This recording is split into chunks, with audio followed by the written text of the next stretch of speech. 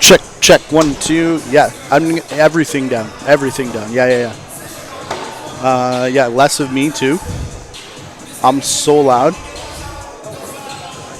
Check, check, check, check, check. Okay, I'll take more of me then. More. Gary needs it down. Actually, I'll take everything less too. Check, check, check, check. 1, 2, 1, 2, 1, 2. Check, check. 1, 2. Better. I think I'm okay. The mix is fine, so if I need it, I'll just switch it here. No, mix is good. That's good right there. Yeah.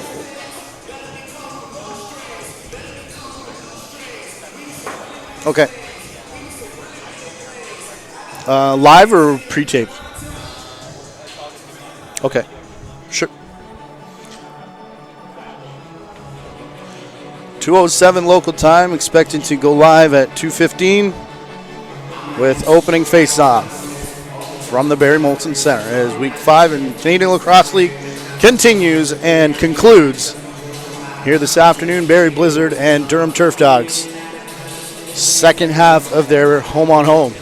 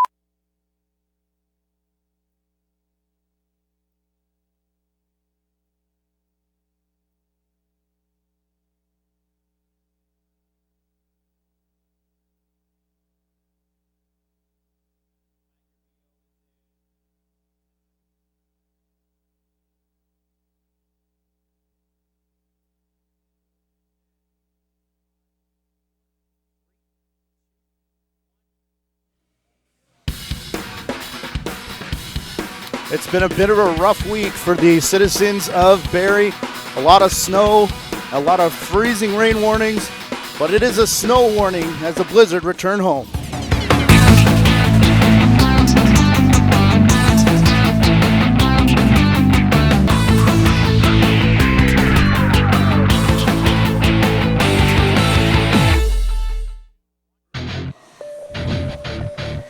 It was a rough first half of the home-on-home between the Barrie Blizzard and the Durham Turf Dogs at the GM Center yesterday.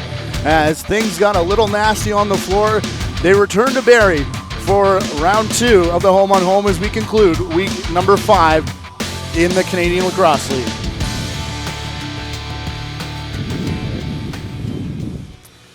Good afternoon, everybody. I'm Matthew Carrick inside the Barrie Molson Center as we get set to be what should be a very interesting matchup here as we conclude week number 5 of the Canadian Lacrosse League. The Durham Turf Dogs, Barrie Blizzard. As we said, it was a victory for Barrie out in Durham yesterday, but the big story was the big brawl that happened at center floor about midway through the second quarter. As we check out the standings, this and every game this week has been oh so important in this matchup. Niagara, Barrie, and Durham, you see them in the middle there. The statistical tie for first place. If Barrie can win here today, they will leapfrog Niagara. Again, it was Barrie that was down there with Southwest for the majority of the season, really, until we got to this weekend here. So the Blizzard are making their way onto the floor. It is Health and Stroke Foundation Day as they raise money here. And looks like we're going to take a look at our players to watch. And we'll go with Thomas Hogarth, a great defensive force, a young man coming out of the Peterborough organization. 15 goals, though, along with 6 assists for 21 points so far. Thomas Hogarth will be huge on that far side with Jeff Segarin still out of the lineup. Shane Scott will be a big storyline here this afternoon. Expected to donate his season salary to the Heart and Stroke Foundation. 19 goals and 6 assists for 25 points, as he's been a huge offensive force for the most part of his career, but definitely exploding onto the scene here today. Even more important with the absence of Mike Teeter and Jeff Griffiths, who are not in the lineup here today. And we turn to the men who are going to try and stop the offensive onslaught. And there's a look at Lucas Coote, who's getting his first start here this afternoon. Lucas Coote playing in place of Cole Murray, who was in net yesterday, and Ryan Masters, who got the call last weekend. Here's a look at Angus Dimley. His record 6-2 so far, 9.5 goals against average with an 80 save percentage. Reigning league MVP back in net for the Barrie Blizzard. We're going to take a quick timeout here, and we will be back. Round 2 of the home-on-home between the Durham Turf Dogs, Barrie Blizzard, comes your way next on CLAX TV1, the only game on the schedule. Glad to have you with us, folks. We conclude Week 5 from the Canadian Lacrosse League from the Barrie Molson Center in just a few minutes.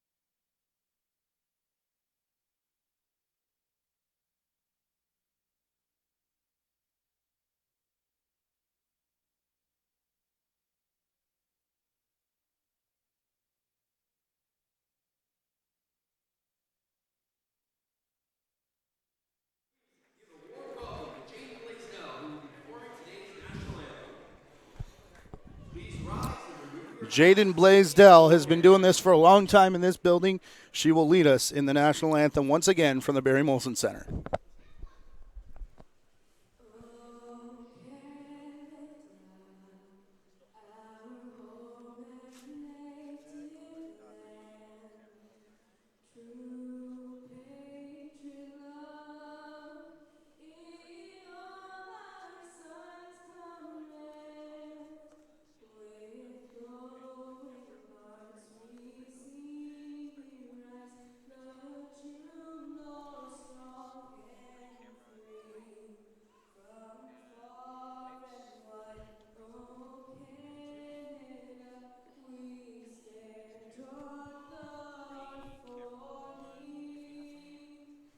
Turn me up. Sorry? Turn up the headphones. I'm getting no signal on radio. No.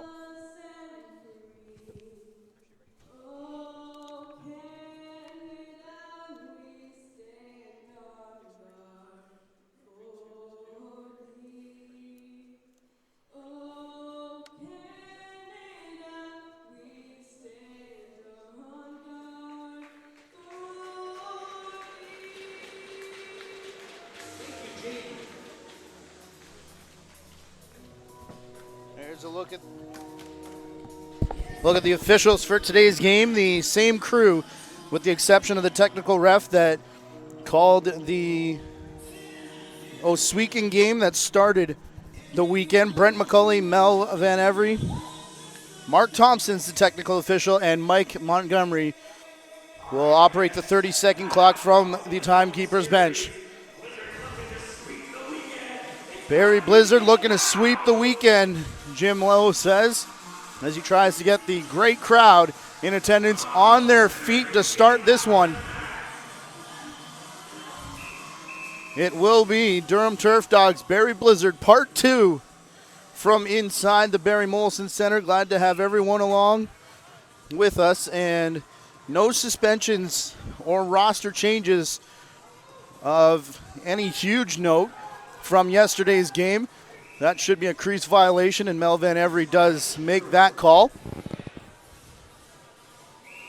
as Mike Dillon will get it. Only notable scratches is Mike Teeter, Jeff Griffiths. No Mark Farthing, Derek Hopcroft, Matt Croak, Pete Rennie, Tim Bergen, Jesse Guerin, or Mike Triolo for the Turf Dogs. So to counter that, they'll suit up Brett Clofer wearing number 21, Brandon Monroe in number 20. As a shot comes in there from way outside. Coote has his first one out of the way as Tompkinson was just trying to beat the shot clock. And the Turf Dogs up the center of the floor. Wasson to the far side, a low shot there from McNulty. Got filled in by Ross afterwards. And Maudsley down the floor. Shane Scott shoots low into the feet of Lucas Coote. Again, Heart and Stroke Foundation Day here at the arena. Pre-game ceremony involving Shane Scott donating his entire season salary to the Heart and Stroke Foundation. More on that as we go here today. Our player to watch, Thomas Hogarth, picks it out of the corner. He was looking for, I believe, Brett Clofer. As now running down, looking high, going low, Mark Cockerton opens the scoring here for Barrie.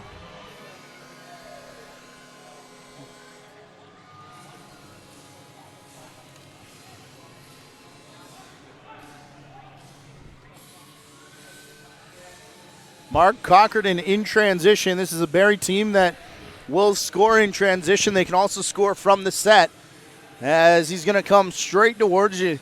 Doesn't even have the name bar on the jersey yet. As just freezes Lucas Coote and dunks over top. Makes it 1-0 for Barrie, but a 2-on-1 back the other way. That one was batted at by Mark Vredenberg as he went through the crease. So even if that did go in, it wouldn't have counted, as Caleb Wiles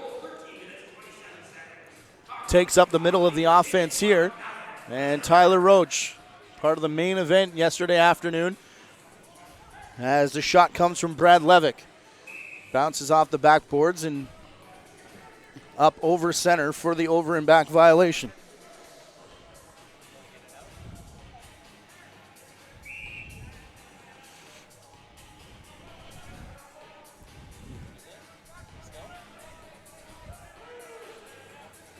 Durham will try and set up here as Clofer went close to the crease.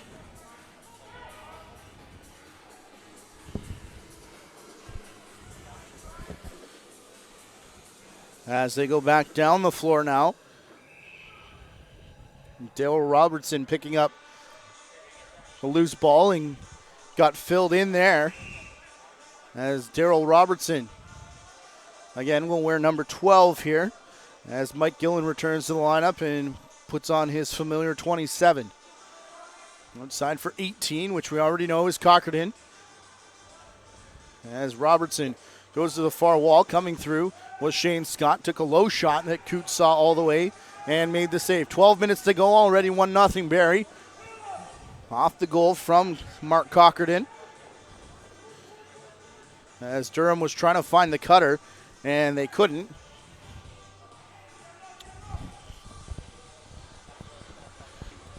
Pitched up top, over the shoulder it goes. Off the back glass. And Dinley had spun around before corralling that ball and now sending it the length of the floor. To the far side. Off the wall, off the stutter step, and now diving towards the crease and sliding through is a shot from the Barrie forward. Got enough for a reset. As they'll now go back to work. A couple huge chops there from Patrick McRory. McRory after the ball. As we expect this one to be a feisty affair with Cody McMahon cutting through. A lot of the same players that went at it yesterday. Here comes another player who was front and center. Colin Boucher picked up a 5-minute roughing major in that game. Up for Tyler Roach again. Roach stops, sets, fires, looking 5-hole on Coote, and that one's plugged up. Over everybody, looking for Riley Campbell as he runs underneath. He's going to get blocked out, though, as the ball rolls into Dinley. And again, Barrie will come back the other way.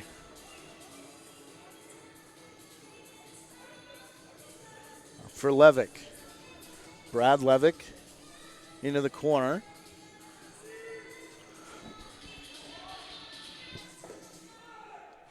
Cockerton again shooting low, and again they go low on Coote. As I guess the scouting report is out here. As that one actually knocked over Coote as he went down to play it. Off the backboards now. Dancing out of the way was Rob Clofer. It comes all the way up top for Brett. Two cousins, Clofer cousins in the lineup here this afternoon as they work to the far side. Off the boards, back for Monroe. As Monroe shovels it in. Doesn't quite get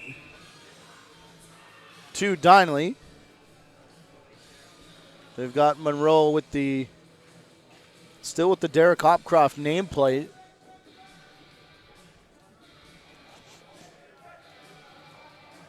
As Wiles now comes off the bench. His first significant touch puts it into the logo of Coote. And then it gets flipped through the crease by Mike Maudsley. Picked up by Durham, though, as here comes the Turf Dogs, led by Rob Clofer. Shovel pass there from Hogarth. Looked like he went through the crease and then was taken out hard as he went into the back end boards. And he has a look for Maudsley.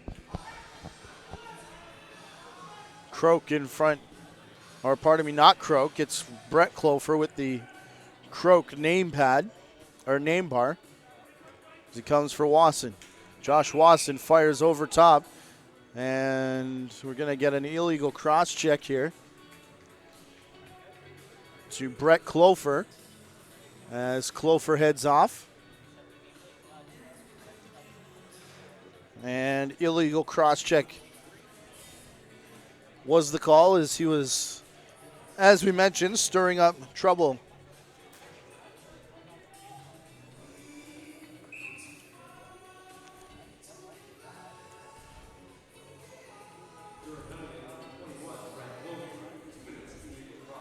Mark Montgomery restarting at center.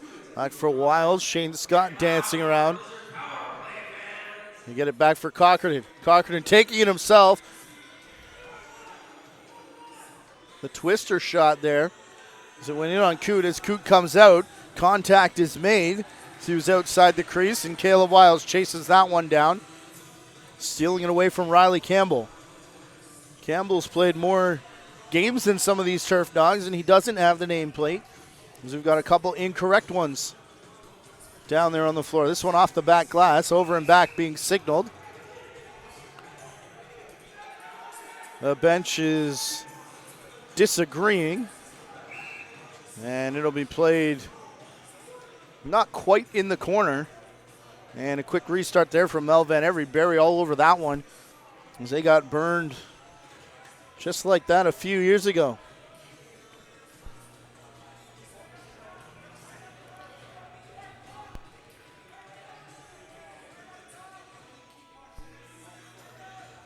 Up top, Cockerton. Over the back, here's Roach. To the net. Oh, Coot went down and took a funny hop right in on the crease. But then he was able to corral it, as this one's going to get sent into the timekeeper's box. Don Elliott heads up as he works the time clock here in the building today. Mark Montgomery chases down the errant ball. Up top for Cockerton. Top shooter spot is Levick. They now go down into the corner. Cockerton behind his back. He's got Roach on the crease. Levick again. Cockerton. A quick one-time shot. Comes from down in the corner from Caravello, who had a pretty good game yesterday.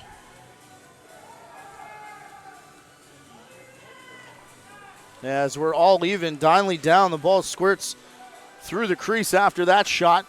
Under 7 minutes to play here. We're just outside of the officials' timeout.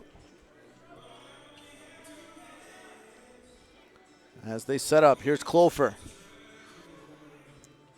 Brett passing to the far side. John St. John kept outside. Oh, picked out of the crease nicely by Rob Clofer, though.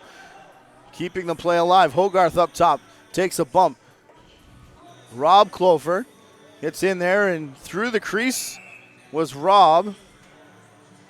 Then actually whacked his man, and now there's a few slashes there as things get a little physical. So it was Rob Clofer that we were being told may have got things started yesterday with a bit of an errant stick into somebody's midsection after a goal. Oh, the touch pass from Shane Scott. Looking to, I believe, lead is that Tompkinson, but he couldn't hang on. So it's intercepted by Joe Wasson, and Wasson back for his brother Josh. And he tried the backhand pass. Intercepted here. Here comes Shane Scott. Gillen in the trailer. A give to Gillen as Hogarth was back on defense, and Coot bails out the rest of the line. Hogarth with it in his stick now as he runs up over center. Now the restraining line takes the shot off the knee of Dinley. And just a spinning play there by Vredenberg, trying to get it on net, actually sent it into the corner. Diving from Hogarth, makes contact with Dinley. Goal was signaled. And then it sounded like they said crease. And now what's happening here is Van Every, good goal. So Hogarth, they're ruling this as a good goal, which I think is accurate. And then checking in the crease is the penalty call against Hogarth. So if you're not supposed to dive towards the goaltender, how can that be a good goal and a crease? Checking in the crease penalty. As now on the line, Clofer causing trouble again. Cody McLeod will go stand next to him.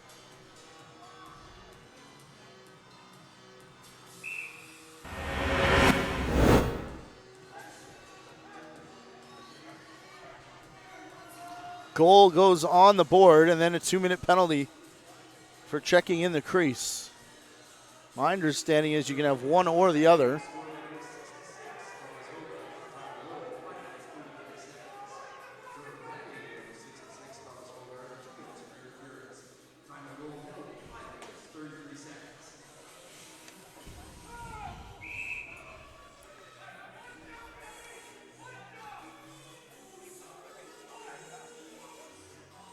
And what's happening here? More miscommunication from the officials, as I think we're taking the officials' timeout. One ref was signaling a reset, one was signaling no, as now they say timeout, and I believe in this officials' timeout they'll discuss that play. We are at the officials' timeout now, and we will take a quick timeout. 5:02 on the clock, tied at 1 at the Barrie Molson Center.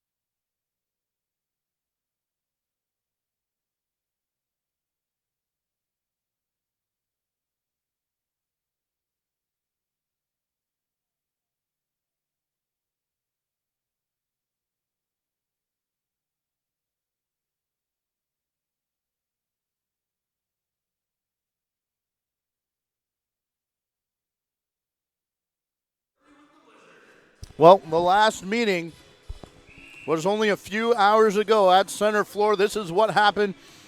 Credit to Gaden Beck. Took on Colin Boucher. I would have been halfway to Mexico if I was the official. Can't even lie about that one, but Tyler Roche and Eric Schuel became the main event. When Roche realized the helmet was still on, Schuel went away from the punches and started throwing elbows. And again, the report that we got after was someone from Durham decided to spear somebody else on the Barrie bench, possibly Rob Clofer. No confirmation that Rob Clofer went after the future children of Caleb Wiles, but that is the possibility of what sparked that as a shot goes in there. Lucas Coote with the save and the rebound, and interference against Durham being called now, as Barrie will be awarded the ball. Still in the power play for the next 34 seconds with 4 minutes to go here in the period. Outside from Cockerton. He's swim move to get him inside. Joe Wasson chopping vehemently on the stick of Cockerton as Lucas Coote was there as well. And it'll be thrown to Cody McMahon, who is down the floor to our left, now on the half boards. Goes to John St. John. He faked to the cutter. As now the penalty's over, Thomas Hogarth rejoins the offense, but there's only 4 on the shot clock. McMahon on the crease, took the shot. Got enough for a reset, but couldn't corral the rebound. Quick man on the near side is Cody McLeod. They can't find him, so now they'll finish up the change as Brad Levick takes it at center. Wiles down to McLeod as Roach is in front, stirring up trouble. McLeod to the far side now. He'll get help from a pick from Darryl Robertson, who's just come off the bench. They try and turn it into a pick and roll where the pass is intercepted by Hogarth. He was looking for John St. John at center. It eludes him and goes for McLeod. Over to the far boards. Back for McLeod now to Roach.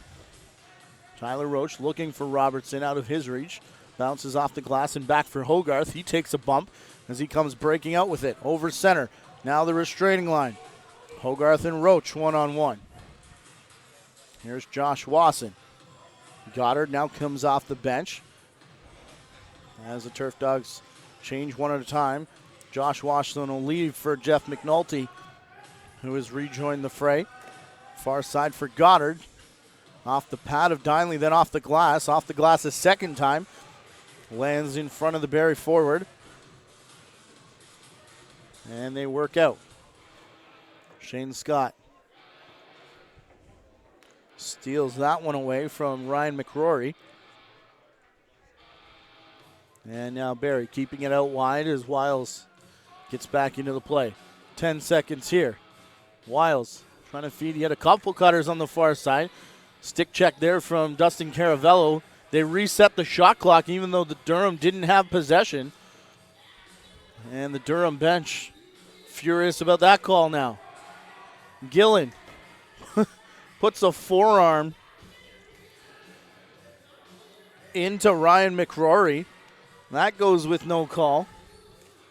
As the ball to the far side, and Gillen has to play it off the glass again. Powder blue sneakers for Gillen as he dives through and gets into Coot, and this one's going to start a rumble, and it's going to be Clover again. Gillen gets up, and are they going to go? Get out of the way, McCauley. He does get out of the way. Gillen's got the bucket off, trying to take the bucket, rip it off the face of Rob Clover now as they both go down in the corner. And Gillen's not done, even though they're there. And I believe that conversation will be something like, if you're going to take your gloves off first, take your bucket off with it. Gillen has been pointed to the bench. You knew there would be a short leash for anything like this after what we just showed you that happened yesterday. Gillen has been shown the door. After the contact on Donnelly, you knew anything on Coot would be responded with equally. Clover grabs the face mask and starts throwing punches full gear. Gillen was the first to get rid of the bucket and everything else. He's actually giving Clover a chance to get it off here, then decides to take matters into his own hands, trying to rip it from the face of Rob Clover to no avail. And it's earned both of them an early shower here with 1:14 to go in period number 1.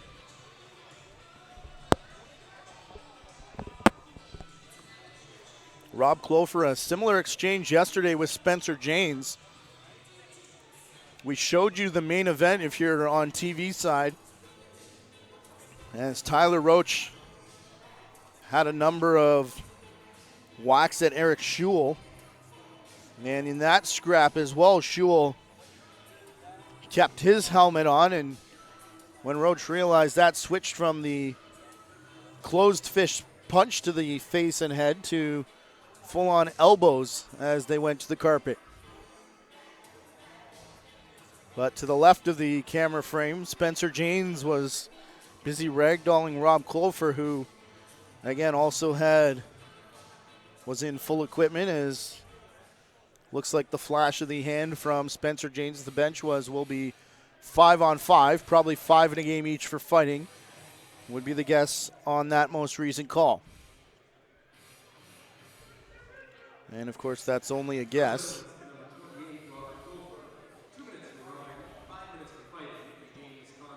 Two for rough, 5 for fighting, game misconduct for Clover. 2 for goalie interference, 5 for fighting, game misconduct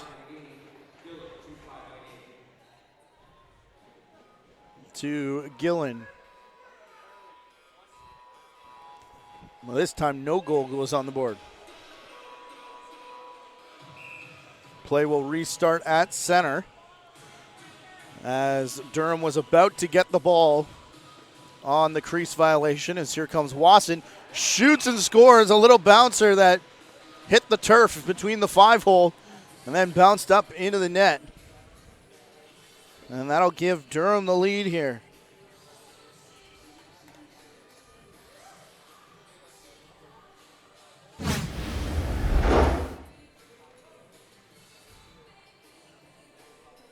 A lot of room for Wasson to work with, as Spencer Janes not very respectful of that shot. And that's probably why, as Wasson, we see the replay here in the building. Wasson had actually lost his stick before having to get back in that play, so retrieved it, and everyone kind of forgot about him. Then when he did get the stick back in his hands, he was ready to uncork a blistering shot to make the game 2-1 as we head to the final minute here. Goal scorer for Barrie, Mark Cockerton. He comes through, but back check there from Riley Campbell. 3 Turf Dogs are going to break out. Trying to catch up is Caleb Wiles. He at least makes the numbers closer. The shot comes from Campbell as he kept all the way. Took the shot on Donnelly. Cockerton now trailing the play on the near side. It was a one-on-one battle until then, but here come the Durham reinforcements. And Barrie forced to slow things down as they play final shot here. Game clock and shot clock exactly dead even, 10 seconds on each of those. As Cockerton being kept to the outside and a swing, and down goes Joe Wasson at the hands of Tompkinson. He's shaking his head like the sticks just got tangled up, and immediately the signal from Matt Giles, he wants Lucas Coote out of the net as they draw up the play on that green bench.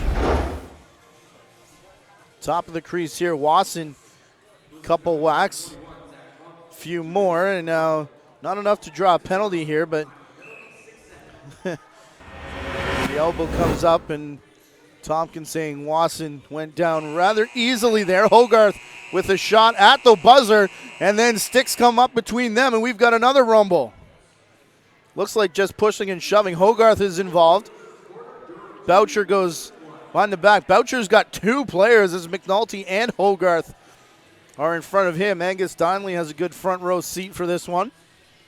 Remember, Coote was already on the bench, so hopefully no goalie brawl about to erupt. Angus Donnelly was involved in the only one we've seen so far in CLAX when he played for the Toronto Shooting Stars, and they went at the Brampton Inferno, heating up in the Barrie Molson Center after a weekend that has been frigid cold. The Blizzard find themselves behind, though, 2-1 Durham after 1.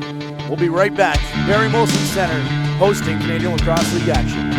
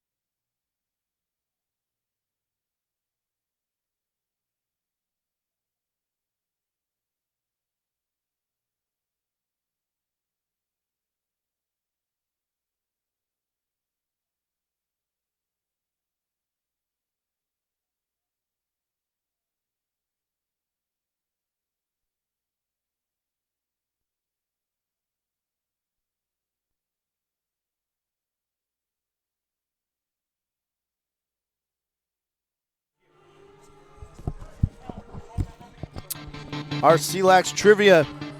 And before we start the second quarter, which goalie recorded the first ever win in Barrie Blizzard history? First goalie to record a win in Barrie Blizzard history. There's been a number of goaltenders come through this team. Tweet us your answers at CLAX League at JVI Video.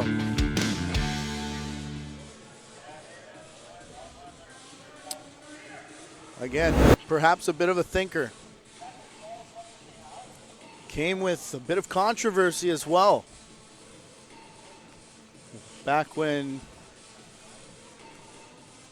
CLAX was having doubleheader days, if that helps. Durham up top. Quick peek at the clock from Josh Watson. He has the go-ahead and most recent goal. As here's Goddard going for McNulty. Cross to the far side for Watson. And Hogarth didn't pick up the ball before Cody McLeod dropped him to the turf. He was saying it was in 9 feet. And Brent McCauley disagreed as here comes Hogarth diving through. This one's going to count as it gets up over the shoulder of Angus Dinley, and it'll be a power play marker. Hogarth's second of the game, our player to watch once again. 13:56 left on the clock, and watch Hogarth here goes around the seal. Pardon me, there was a man cutting through and actually kind of hid behind the cutter and was wide open, as now Josh Watson wins the faceoff clean away from Johnny Ray. Watson will head to the bench. Nevin Sullivan quickly into the corner. Oh, big takeout there as Ross Smith lowered the boom on John St. John just as he touched that one, cutting through. Here's Brad Levick looking top corner. It bounces around. And what is happening here is Levick getting a penalty for going through the crease. As now Mel Van Every and Brent McCauley need to discuss one more time. Penalty shot is the signal.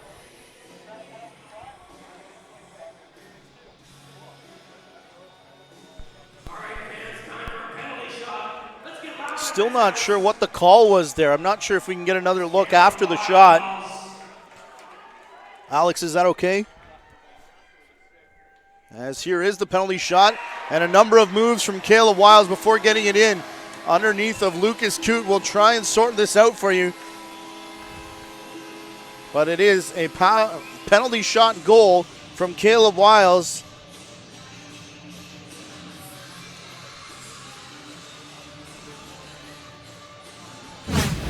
As they discuss again, here is Wiles. Makes sure he's got it correctly in the stick. Fakes the shot, fakes the shot. All of those fakes to the glove side. As now, McRory.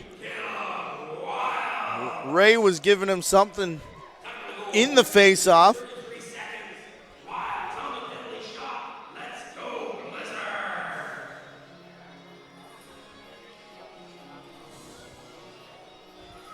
As Patrick McRory gave him a shove.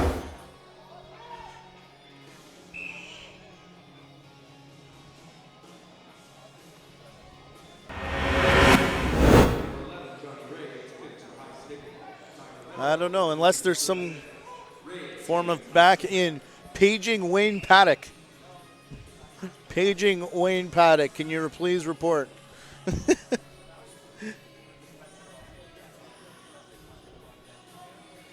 We've got a delayed penalty here coming up to Cody McLeod as he dropped Hogarth in behind the play. As Coote is going to head to the bench, and it will be an illegal cross check. And I believe Spencer Janes is going. I thought it was McLeod, but they'll take Spencer Janes. Shout out to Spencer Tange. Been promoting all weekend. He would be my partner here this afternoon at Tanger_says. Brilliant Twitter handle there. Had some car issues. We understand he's back in action. Look for him probably next weekend, I would assume, as Goddard takes a shot that Donnelly saves. And watch for Steven Stamp and Ron Ruff if you're in the Barrie region. If you're in the Durham region, you caught Pat Gregoire yesterday. He'll be across the province with the Toronto Rock game this afternoon on Rogers TV. Set your PVR. You can tune in after this one. A big round of applause now for McLeod as he goes off after pretty good time killing the penalty. Not a good one here, though, as McNulty's going to get the goal. As everyone was a little bit late coming back. And has Hogarth got another point here?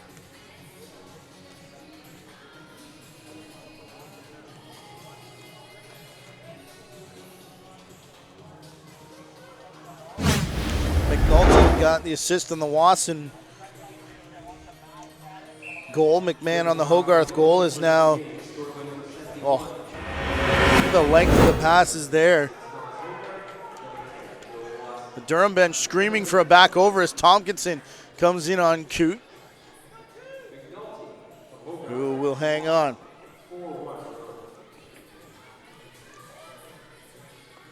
Durham leads 4-2 off the power play goal.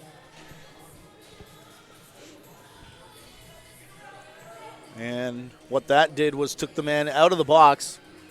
So we go 5-on-4 and out of penalty shot territory, at least for the time being, as McNulty rings it off the pipe in behind Donnelly. It goes all the way down for Coote, who comes to the restraining line to play it.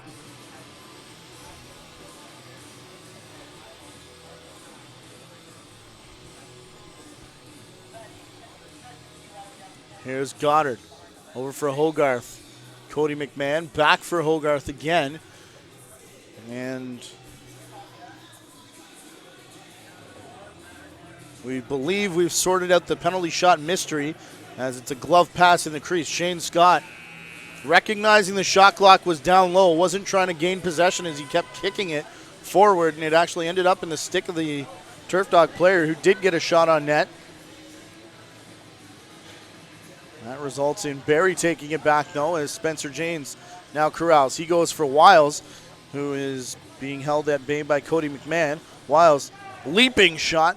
That Coote saves. Back for Brett Clofer. Clofer taking a number of whacks there from Wiles. As now Hogarth up over center. Big body of Brett Clofer. That one rang off the pipe, and then up out of play into the private boxes. It didn't hit Donnelly, but it went off the crossbar, and he can't believe it.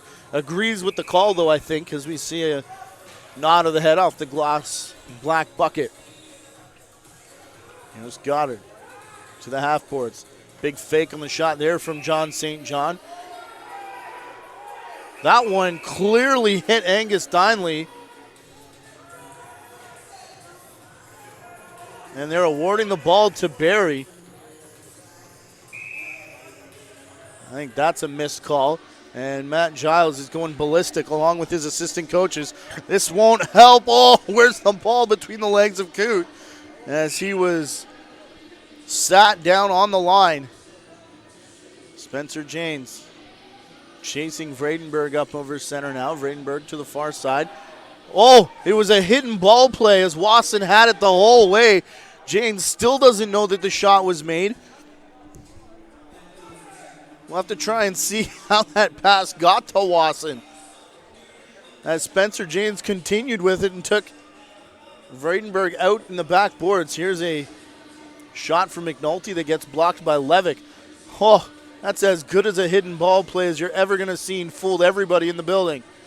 As Wasson now comes back and rings another one off the crossbar. Donnelly getting a little help from his friends here tonight. Have to buy the boys in red. Maybe a red brew at the Red Line Brewery.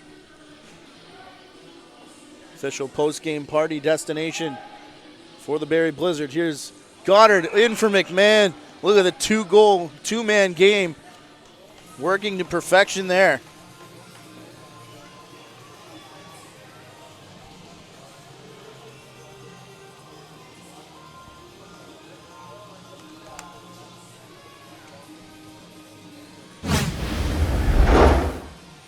This is the hidden ball play.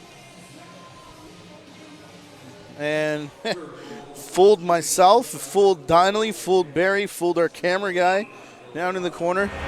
Goodness.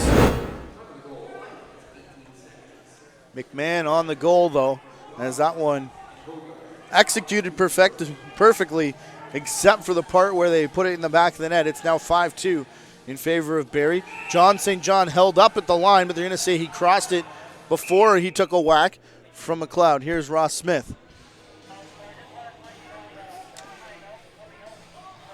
Coming into the corner, here's Dustin Caravello as he walks up top. Here's Daryl Robertson. Robertson got the shot, was filled in afterwards from Nevin Sullivan. As now the play comes up over center. Daryl Robertson. Here's Ryan McRory. McRory will pass off for Hogarth. Here's John St. John. Into the corner here, picked out by McNulty. Keeps the play alive. 5 on the shot clock, though. Vredenberg's shot hits off Wiles. It'll go up over center, where Riley Campbell's going to actually leave it. As the shot clock does expire, would have been better to try and lift that down the floor, I would think, as it ends up with a quick shot. Here for Barrie. Here's Levick, 8 minutes on the clock. As Wiles reaches down low, again, Coot backwards on those knees. Man, if I tried that, I'd be in hospital for about 3 months. As he sits on his shins and then leans all the way backwards. He's done that a couple times, once in full splits to make a save. As Donnelly covers that one up. Hogarth is out to spy him. We're late in the 10 count as it's finally brought up over center by Maudsley. In the corner there, off the glass, comes back down. Dustin Caravello. Goddard trying to reach for it. Him and Caravello. It's going to be Caravello picking it up. Back to the line for Roach. Onto the crease now for Maudsley. Can't get the shot away as Josh Wasson was in his face.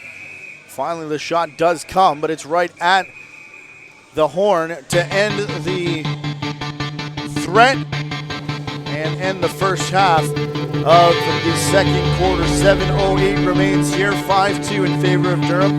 Officials timeout. We'll be back for the Barrie Molson Center. It's the end of Week 5 in the Canadian Lacrosse League.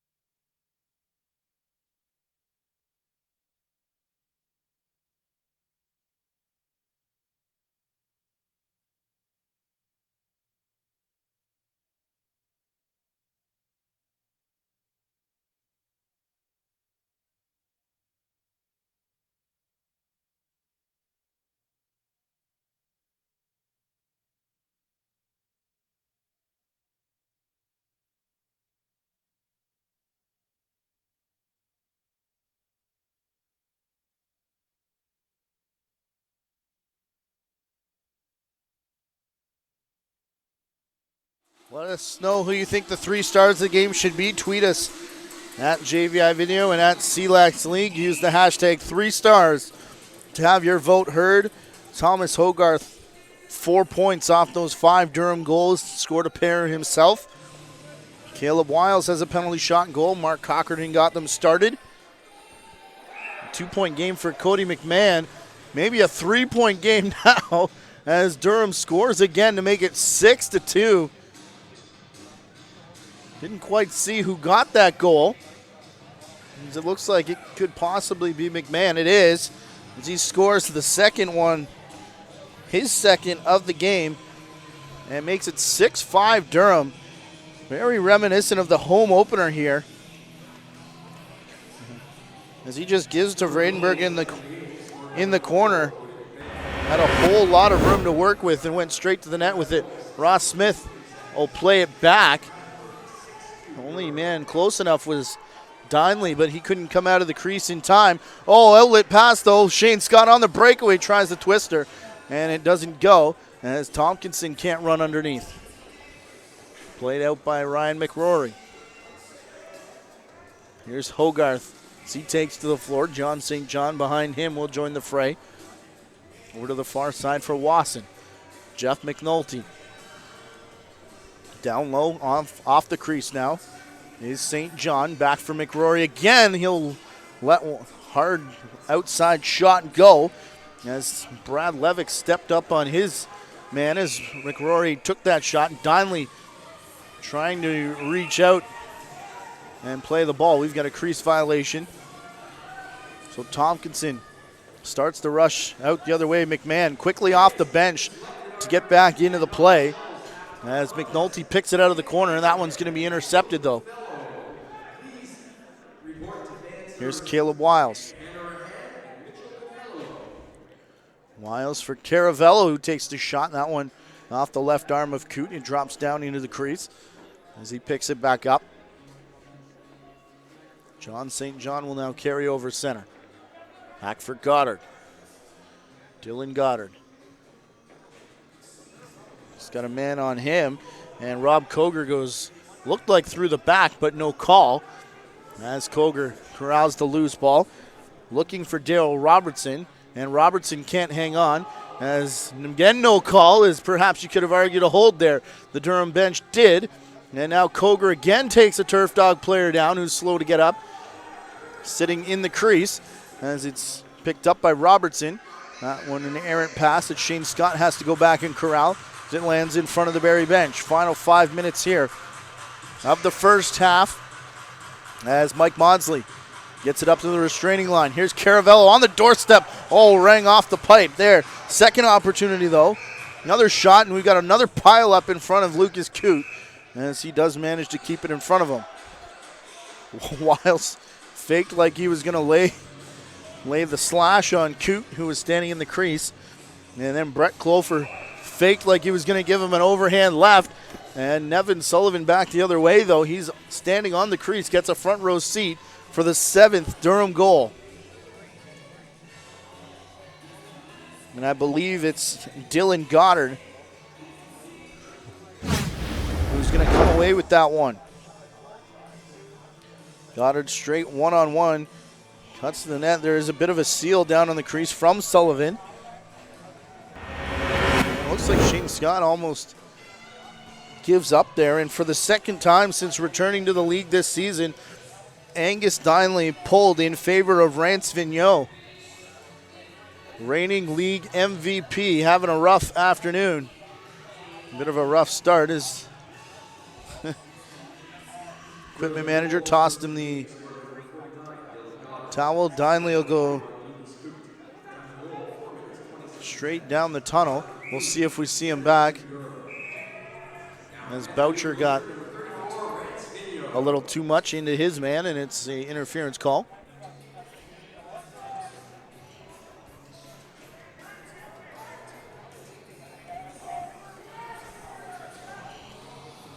Dylan Goddard with the assist from Lucas Coote. Interrupts the Durham run.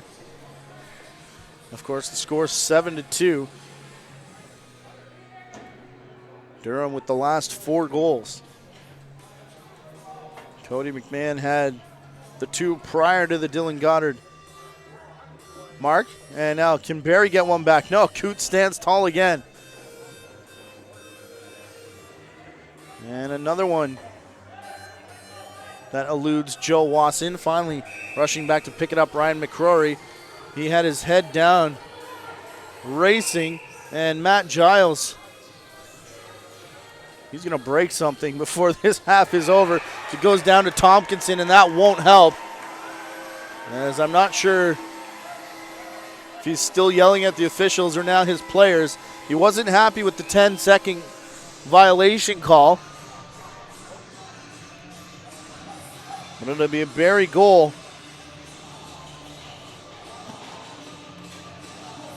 Scored by Tompkinson. As we look at Matt Giles. Just a tap dance routine there. As Ryan McRory can't catch up. Coote again. They continue to go down low on Lucas Coote. He continues to go down and save them. We'll see if that continues to play out as they go into the second half, or if Barrie decides to start changing something up and mixing in some other shots, maybe high up top. Here's Hogarth outside the restraining line now. 10 on the shot clock. He tried to go to the crease for Jeff McNulty. Again, if you're in the Barrie region, check your local listings. Rogers TV will have the game. Steven Stamp, Ron Ruff in the press box down to my right. CTV Barrie. Watch for their highlights tonight at 6 and 11 on CTV in Barrie. As we want to give them a shout out, they've been covering the Barrie Blizzard quite religiously over the past couple of years. Home and away. Ball to the far side. It comes back for Cody McMahon. McMahon for Brett Clover. A ton of room to shoot. That may have hit Spencer James on the way by because it went way wide. As here comes Koger. Rob Koger into the corner as he's got Hogarth on him. Caravello for Levick. To the far side, Wiles. Oh, no one skips away from him. He's now got it back as Tompkinson's going to set a pick for Wiles. Wiles fakes like he's going to give it back. And another one. Oh, Coote down on his backside as Tompkinson dove through the crease. Ball rolled away though. Oh! The quick release from Caleb Wiles. A little flick of the wrist action to get it seated properly in the stick. 136. Caleb Wiles has his second of the game.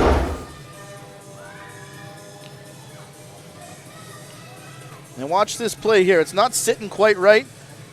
So he just delays slightly to get it right where he wants it so it'll come out of the stick proper. And that release does not take a lot of time. Full wind up straight over the top. And just like that, Barrie Blizzard are only down by 3. 90 seconds remaining in the first half. John St. John outside the restraining line. Nice recovery there from, I believe, Maudsley as he came off of a pick. As Shane Scott plays this one off the wall. Puts his head down. He's going to run. He's beat the first one. Now trying to beat McRory as Lucas Coote has it covered up. Nevin Sullivan and Joe Wasson over to have a word with Scott. Pardon me, it's Tompkinson as he goes to the bench. Final minute here as Boucher will come on and play defense. Hogarth in to play offense as Johnny Ray is sidestepping his way. Spying the ball carrier. Now it comes up top. The shot goes in on Vigneault. Vigneault has to spin around looking behind him. Ball does stay out of the net though. 38 seconds to play here. And here's Caravello. Assisted on that Caleb Wiles goal. Him and Tompkinson. And we've got the Durham bench signaling timeout here with 26:64 on the clock. That will make the shot clock a non-factor as Lucas Coote, a fantastic first period as he walks his way to the bench. Valentine's Day inside the Barrie Molson Center. A lot of these guys down on the floor, all of them actually, spending time away from those they love. As we do the same, we want to give a shout out to all our significant others. And you can follow us on Twitter and show us your love at CLAX League, at JVI Video, Use the hashtag CLAX Lacrosse and JVI. Of course, hashtag 3 stars, hashtag CLAX Trivia. Facebook.com/JVI video. The Durham Turf Dogs, Barrie Blizzard, and the Canadian Lacrosse League. All across social media, whether it's Twitter, Facebook, Instagram, Snapchat. I don't want to say Tinder because that'll maybe hurt some of these guys' feelings, but final 20 seconds here as they've whistled play in. Extra attacker on here for the for the Durham Turf Dogs. Everyone just standing steady as the ball's up top with Cody McMahon. McMahon now starts the play. In for Hogarth. Wasson down low. Interception by Koger. He lets one fly, and it's just wide of the net. As he had time to take a couple steps, Joe Wasson was right in his face, though, and he elected to bomb it down. 3-goal lead for the Durham Turf Dogs after one, led by dual goals from both Thomas Hogarth and Cody McMahon. Hogarth now with a 4-point afternoon. McMahon with 3, and a great first half from Lucas Cute. Rematch of their game yesterday. So far, not much of the rough stuff as they focused on goals. What will happen as we head to the second half? Barrie looking for first place outright. Durham trying to make it a 3-way tie. We'll be back with second half action. You're watching Canadian Lacrosse League on CLAX TV1.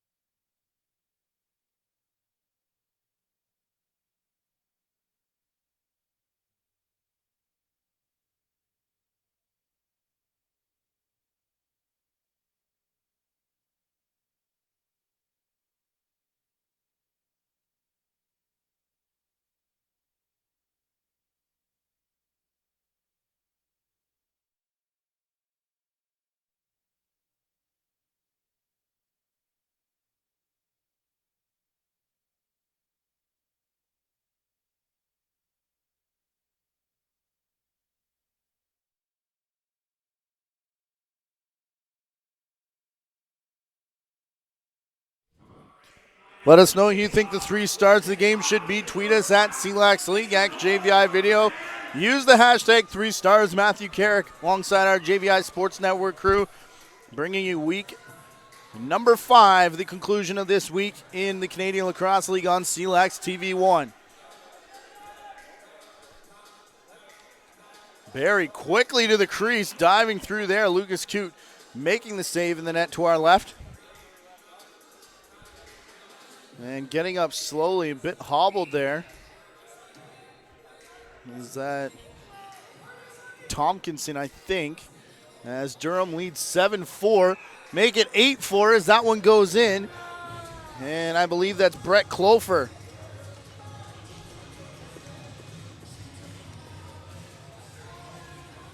Brett Clofer's first point here of the afternoon.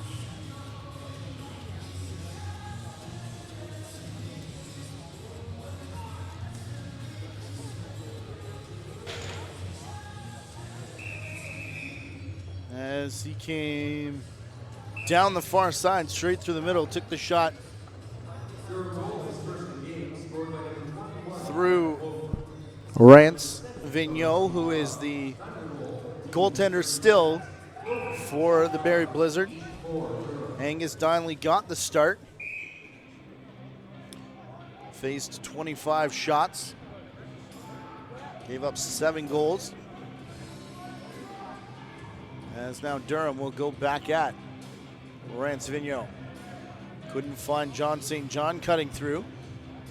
As it's going to be picked up by, I believe that's Caravello in on the boards. The 10-second count is on.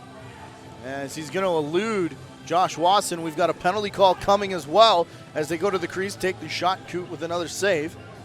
As it was actually Shane Scott on the rag play on the boards.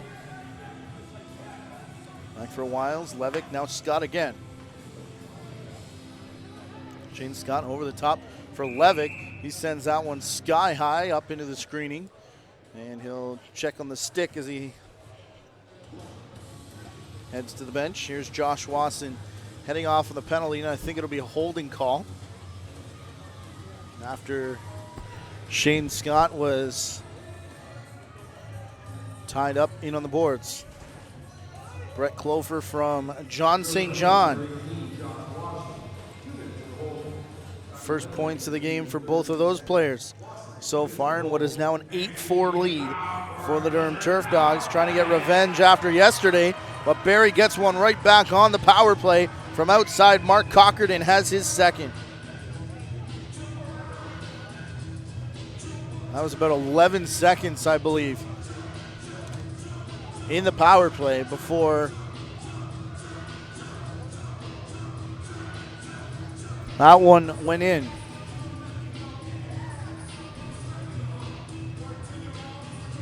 We go back to the center again. McRory and Johnny Ray crouch in. Roy wins it back to the line.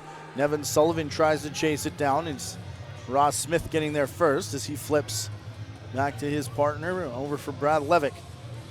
Levick at the restraining line. Here's Wiles.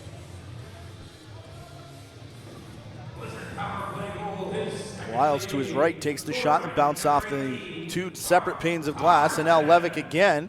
This one high over top of Wiles. Stays in play this time though. As Maudsley cut through. A delayed penalty coming here to Barrie. Didn't see anything that looked that bad. It was either Maudsley or Shane Scott. Not sure which one of those two. It's going to be played in again, and another save there from Vigneault as we've got cross-checking in the crease, I believe, is a call from Mel Van Every. And that is going to be the signal. As we'll see if we can catch it here. Call that a slash, I guess. Joe Wasson definitely with control, definitely in the crease. And that is a good call. As there's Goddard, McNulty. They continue to go around the horn, back up top Now they get the righties involved. McNulty for Wasson. McMahon slides up to take the top position, down for Hogarth. Goddard waits everybody out, and Vigneault a nice recovery to come over and make the stick save. Johnny Ray intercepting that outlet pass. He runs down the floor now. Tompkinson cuts through two, does it again to beat the triangle. Oh, and dives through. Zach Tompkinson. What a goal for his second, candidate for play of the game.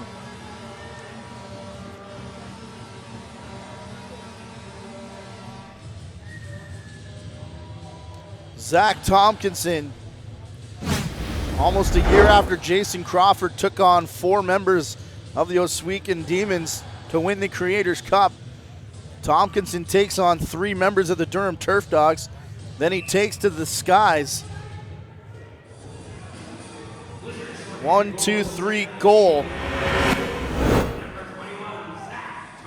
It's going to take a bit to beat that one for play of the game. They say unassisted, but Johnny Ray should pick one up there, as we definitely saw him on replay pass that one off. Although, like we said, all the work done by Zach Tompkinson. 8-5 on the board.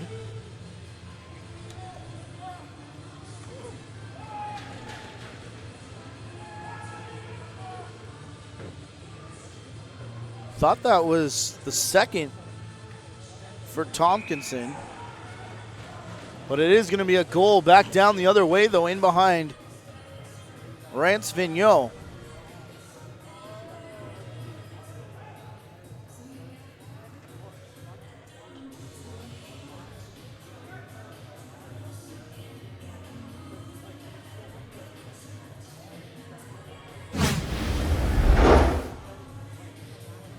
Here's another look at the goal, as it's going to be Goddard up top, down to the crease, and the goal from McNulty.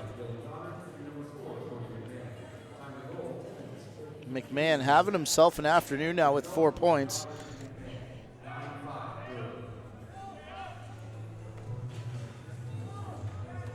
As here comes the pass across, in for Joe Wasson. Wasson up for Hogarth. Hogarth rings one.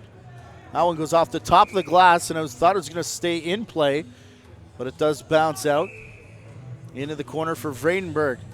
John St. John. He's inside the restraining line.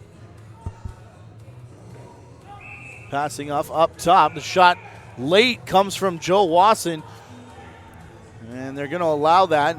Thought maybe he was going to get a delay of game penalty. And Brent McCauley's calling the ball all the way back as he wants it to start. That's about 3 feet from where they started initially anyways, but okay, we'll waste time if that's what you want to do. As here comes Daryl Robertson. Going to pass into the corner for Caravello. Caravello, Wiles, down into the corner for Maudsley. Oh, miscommunication there between Rob Koger and I believe either Caravello or Wiles was there as well. Wiles and gives a bit of a shove for Brett Clofer after Clofer was called for interference. Wiles get the ball on a fresh 30. Goes almost all the way around the world. Back for Caravello, who rips a shot. In for Lucas Coote. Coote for McNulty. Back, and Hogarth got buried after he took the shot. Spencer James standing over top of him as Hogarth picks up the pieces. Koger has the ball, though, outside the restraining line, up over center for, Daryl Robertson. As it comes to the wall, Levick loses it. Ray's there to recover, though. Ray circling around. Almost went to the net. Back for Levick. Cochran in a wild shot. Goes over and back, and they're signaling for the officials' timeout. Although there's 9 minutes left to go, so that's why they didn't take it on that whistle. And it comes up for McMahon again.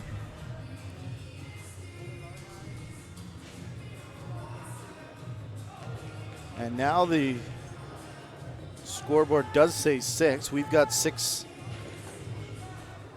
on our sheet as well. Stats online say 9-5 as they missed one of the Tompkinson goals. So only 3 players have scored the 6 goals. Wiles twice, Cochrane twice, and now Zach Tompkinson, the second of which could be the best one of the week. Up top, that one's going to skip off the stick of Brendan Monroe, and he's just going to backpedal his way back to get in a defensive position. Looks like Caravello's going to get this in the corner as he walks out with it here.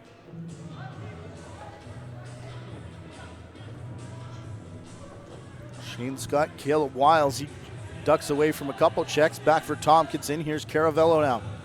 Caravello bouncing the pass over for Wiles. That one goes over the top of Maudsley. He's there to pick up though, and took a shot, and then a spinning whack for Jeff McNulty.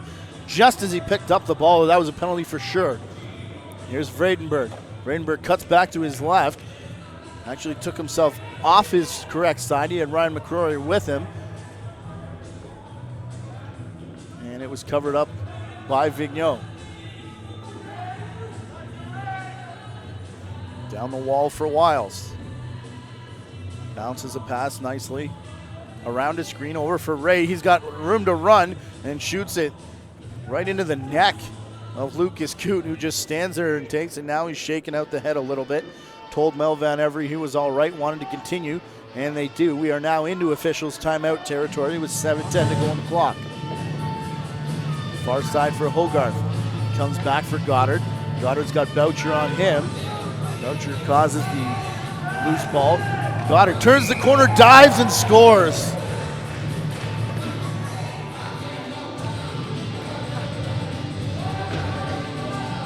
What a goal from Dylan Goddard.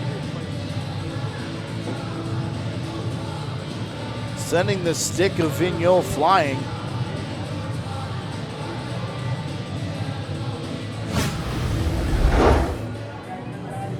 As he beats the double team, goes to the crease, goes airborne.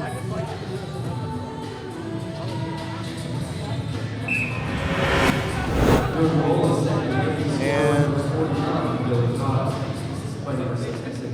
very reminiscent of the Tompkinson goal, except he only had to beat 2 to get there. Turf Dog player is down on the far side. Looks like it's Cody McMahon, who was taken down by McLeod, who now scampers off the floor. As the Turf Dog bench was looking for a call, none upcoming. Here's Roach. Roach on McMahon. Roach goes to the net and scores.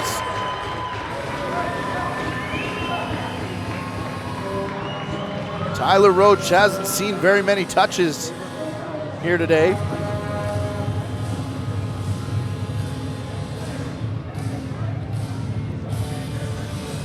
But he sees that one now, and it ends up in the 7th Barrie goal. Just a 4th different player. As we watch McMahon go back to the turf.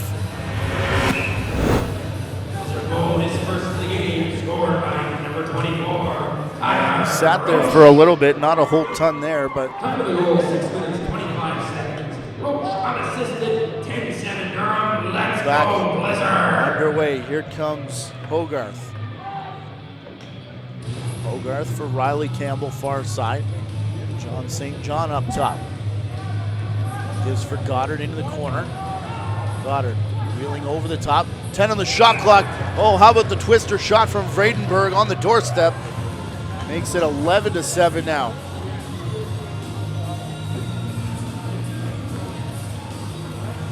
We're getting some pretty goals now.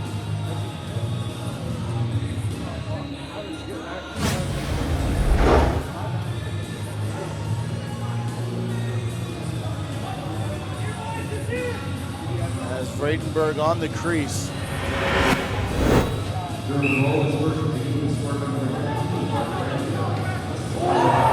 Boy, huge hit there at center, and a couple Turf Dogs. Both McRorys collide with each other. Ripping the shot is Cochrane in that one. Did it hit anything? Yes. Reset signaled by Mel Van Every. As it bounces off the glass, it goes right to the floor. Back to retrieve it is Colin Boucher. Comes over center. Up now for Darryl Robertson. Wearing the AJ Massive jersey as the shot comes, and it's a goal.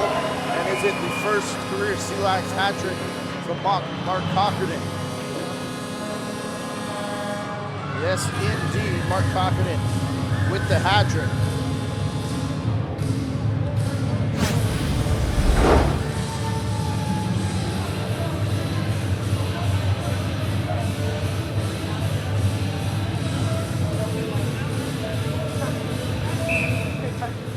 Blizzard goal is most routinary third of the game, scored by number 18, Mark Cockerton. Assisted by number 21, Zach Tomlinson. Time of the Violation Cockerton. off the face-off, and that'll take us to the officials' timeout. We'll step aside. Goals coming fast and furious here in period number 3, 5:15 to go. 11-8 for Durham. You're watching Week 5 action on Clax TV1.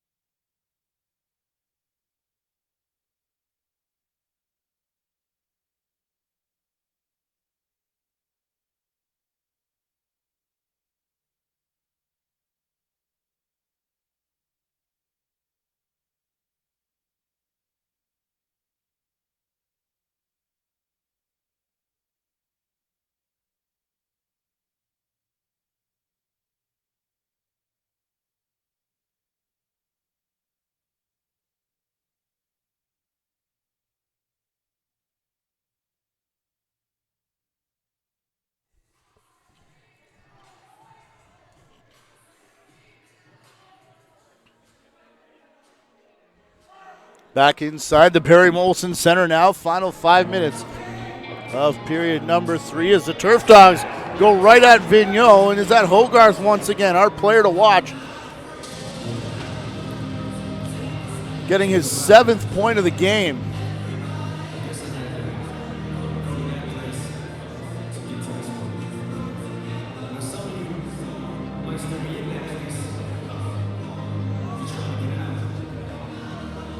As we get another look. Again, space on the crease opens up. Not as much room as Vredenberg had, but still a topic of concern.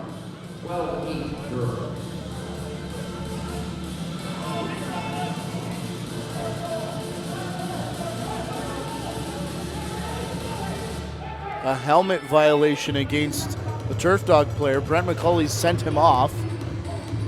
And that'll be a redo of the face-off. Not sure how that doesn't give Barrie the ball, but we're writing the rule book as we go. And now the Turf Dog player jumps early. On the line to our left, which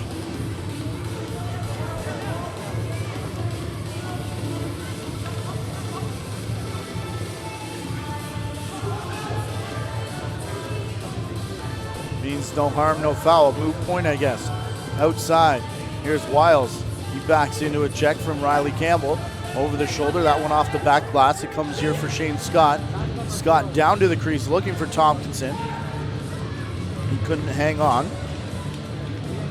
As good as the day is for Thomas Hogarth, Dylan Goddard now with a 6-point afternoon. He's got 4 assists. 4 minutes on the clock. Riley Campbell up for John St. John. St. John feeds Goddard. Oh! The twist shot as he went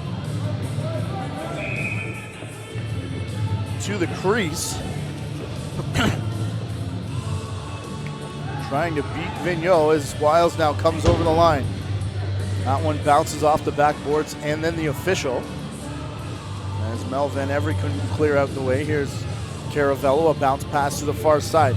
Catches Scott over here now. A sidearm shot that goes off the leg of Fredenberg. Bounce straight to Maudsley though on the crease. And his shot went off the backboards. Looking for Roach now. As Roach will reset the shot clock, but just stood in the crease. Not moving, and the Turf Dogs will bring it up. Here's McMahon. Cody McMahon. Over for Wasson. Josh Wasson. He feeds Hogarth. Backs into coverage. Now gets open space and fell. But it goes right, rolls right to Goddard. And Goddard, he's got a hat trick here this afternoon. 7 points for both him and Thomas Hogarth.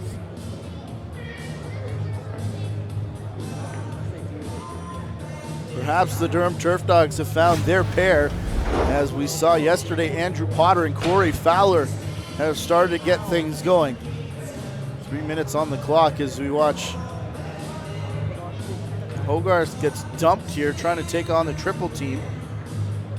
And it's going to bounce straight to Goddard, and that should be an unassisted goal with 3 minutes to go. And do we have another goalie switch coming here, or is Vigneault just coming to the bench? No, it's going to be Angus Donnelly coming back in.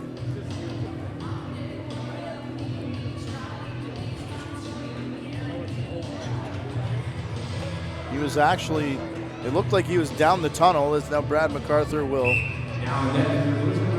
have a discussion on the day when our CLAX trivia question looks for the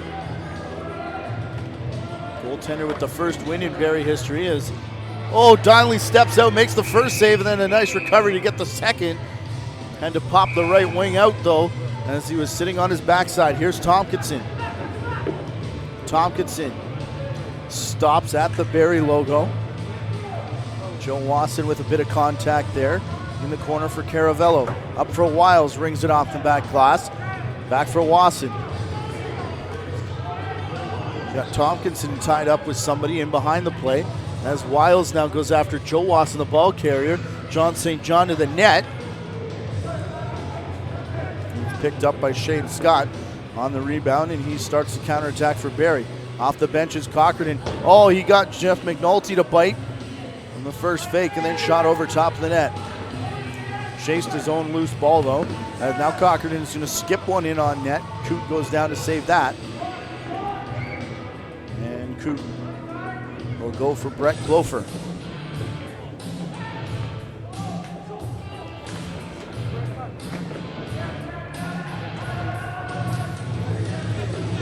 Do you have one?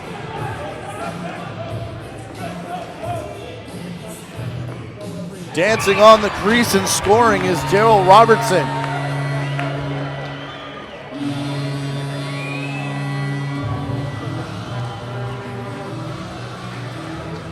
Robertson with his first goal, and just like that, Barrie back.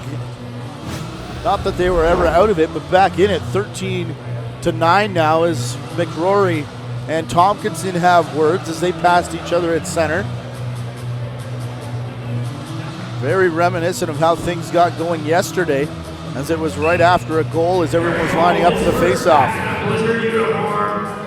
Someone's lost the helmet, and it will be Patrick McRory as he now heads off to the bench.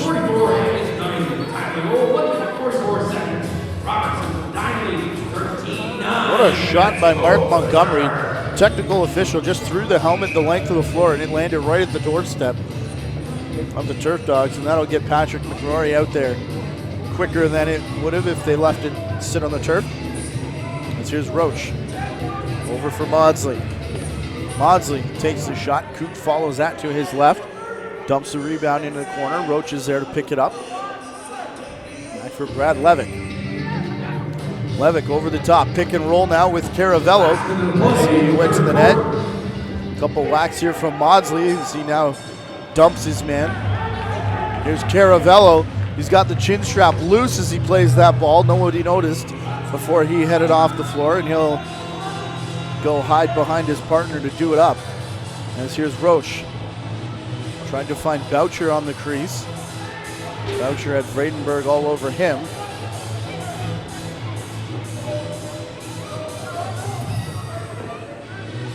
So it'll be brought back down the floor. Shot clock off here as there's 25 seconds left in the period. Coop stays where he is.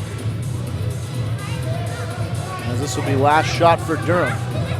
Joe Wasson. Over for Hogarth. Room opens up. He'll draw the penalty. As there was a bit of a jousting match there between Brett Clofer and Mike Maudsley, is now Roach having words, I think, with Hogarth. There's someone else down there in the corner as well. It's actually going to be Boucher heading off on the penalty with 10.06, pardon me, left of the penalty. There it is, left in the period. Oh, as there is the penalty right on the top of the crease between Colin Boucher and Thomas Hogarth. Oh, McNulty couldn't pick that up. Spencer James rifles one down, and Lucas Toot was on his way to the bench. Had to backpedal in order to make the save. Not sure if it would have counted anyways, but it's close enough to be on net. Always play to the whistle. Durham 13, Barrie 9.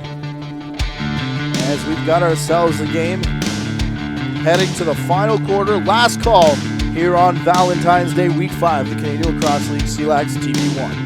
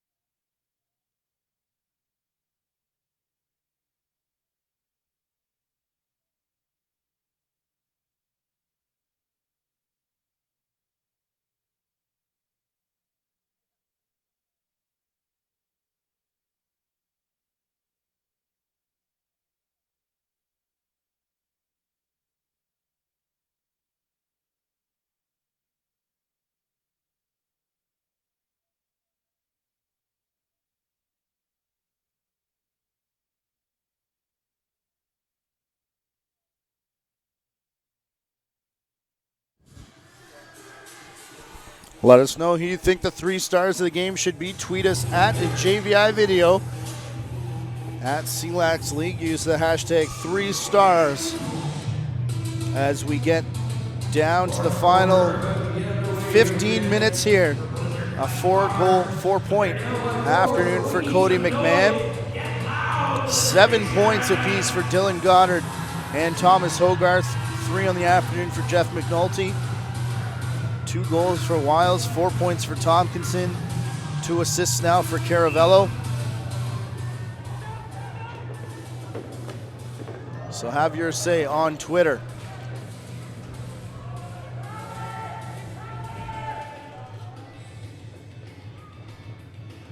As as McNulty comes off the bench. Still a power play here for Durham with 1.5 minutes left to go in that. As he comes back for Josh Wasson. Thomas Hogarth, Wasson and Hogarth play catch on the near side. Back for Wasson, far side for Goddard. Now down to the crease, McNulty reaches down, Dinley makes the save. As he came in late in that third quarter. As here comes the shot and the save. Rob Koger with that offensive chance. Here comes Goddard flying down, faked the high shot. Dinley actually jumped to try and make the save and then got back down in time to block the 5-hole. Here comes Shane Scott. Riley Campbell breaks the shooting lane. As now Scott will go into the corner, pass back for Maudsley, and he shoots wide.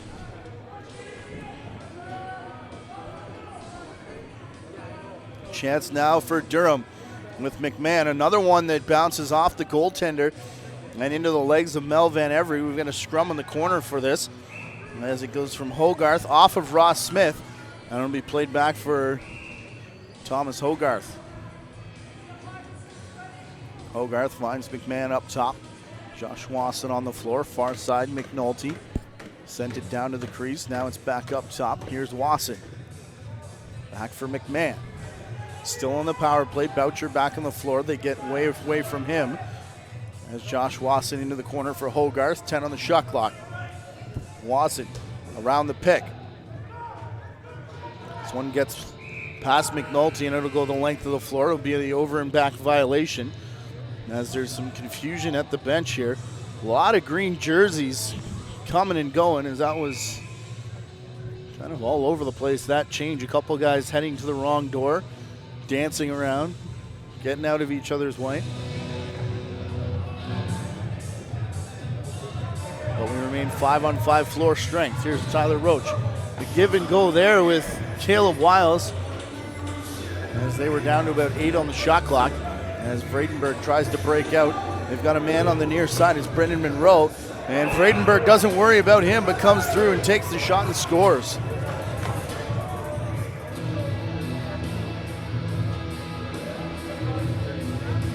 I think Dinley arguing a little bit that this one pretty tight to the line, but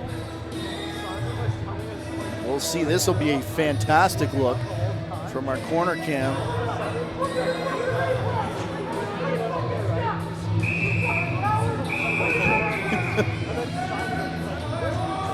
And I'm not sure who's yelling, if it's someone from the bench or in the stands, but as we showed the replay, the second foot landed in the crease.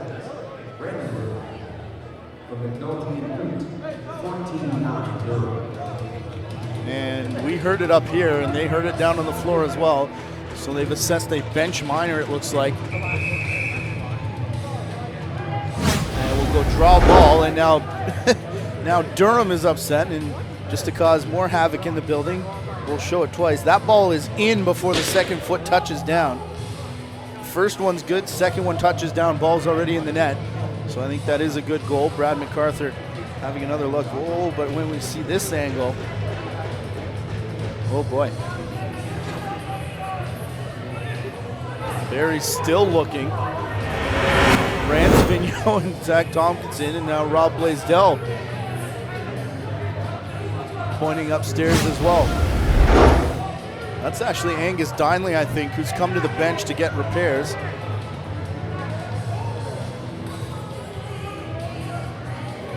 Yeah, I think that's second foot on that angle, though. Alex, can we take it back to the corner shot, though? Because this angle makes it look like he's in the crease. I think the one from the corner looks like the ball is in before it goes through, and the bench has picked up a second unsportsmanlike minor here as they continue to watch this replay in-house. See, that one makes it look, where's the ball? I think this foot is okay. It's the second foot that's the foot in question, as it looks like that ball is in before the second foot touches down. We're going to get Barrie too many penalties today if we keep showing that. So they're already down 2 and in penalty shot territory for the next 2 minutes as they put Brad Levick and Caleb Wiles in the box. Not sure. Those are the 2 numbers that are up on the clock. I think they're both bench minors, however.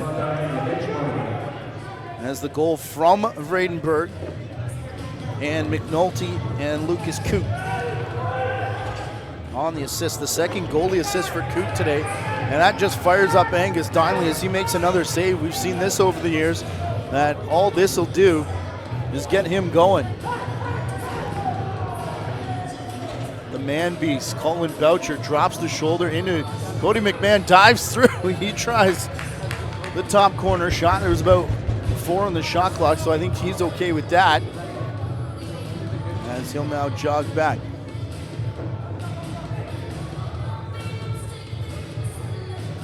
Spreading the box now. They'll keep one up top for the safety valve. Will the Turf Dogs. Down to the crease where Goddard is. Hogarth back for Goddard. What a save from Donnelly. McNulty. Goddard, he won't get him this time. Donnelly goes for a walk. Has to go through Mel Van Every to get there. And Donnelly's still chirping though. That'll release the Brad Levick penalty.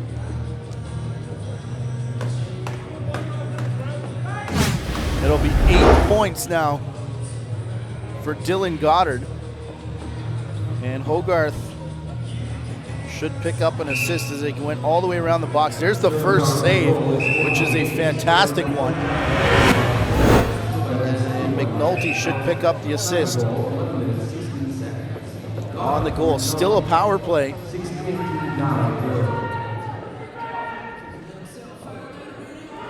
Here for the Durham Turf Dogs. Again, it was 2 bench minors.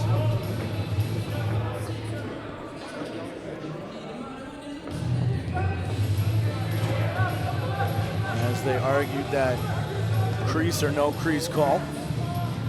If they don't score there, maybe we change our vote for play of the game to that Angus Donnelly save. But for now, we'll keep it on the, I believe we're at the Tompkinson goal.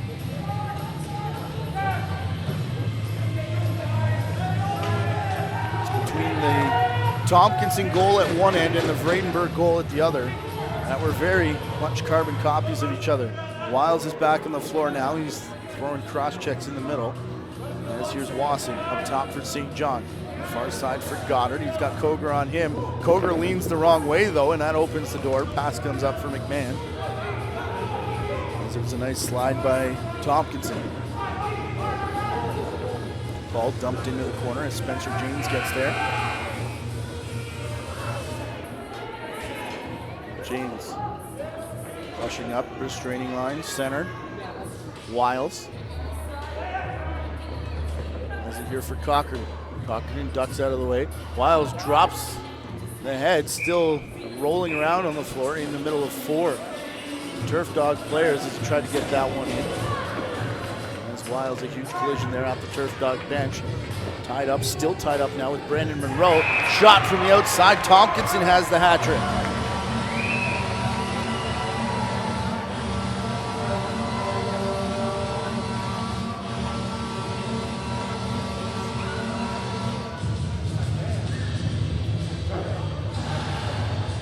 Zach Tompkinson, his 5th point of the game, and the hat trick.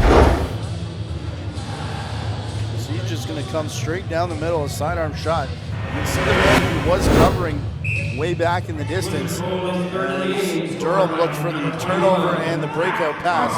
A la the Sweetman Demons. Face-off controlled here. Cody McLeod into the zone and play back up top for Maudsley. Side now. Pick thrown by Robertson. Sidearm shot comes through. Shane Scott off the backboards. And now it's going to be a rush for Dylan Goddard. He looks to the short side. That one just bounces away. Getting there quickly is Darryl Robertson again. Robertson. In with it. Back up top. That shot off the backboards. Lucas Coote out to play for it now. Not sure if he was keeping one foot in the crease or not. Ball was out, so it's up for grabs. Here's Patrick McRory. Into the corner. To the far side with room to shoot is Cochrane. He fires it off the glass. It drops down in front of Maudsley. Back they go for Caravello. His shot doesn't hit anything. Off the dasher and then up hard into the seats after nearly taking out a few of the Turf Dog coaches as the race is on. Something happened at center here between Boucher and a member of the Turf Dogs as Turf Dog player fell. It's now 3-on-2 in favor of Barrie. Return pass here for Wiles. He wasn't ready for it. As now there's a bit of a conversation down low. Roach trying for the interception on St. John. St. John will just shovel the pass. Back up top for Hogarth. Hogarth a big whack from Boucher. They go far side for McNulty. Back for Goddard. Buddy McMahon there as well. That bounces off the backboards. Hogarth spins away, shovels the shot towards the goal. Well wide though as he was getting hauled down. As Durham's making a change, here comes Barrie. Tompkinson stops in his tracks. Ross Smith. Wiles. Tompkinson all alone scores again.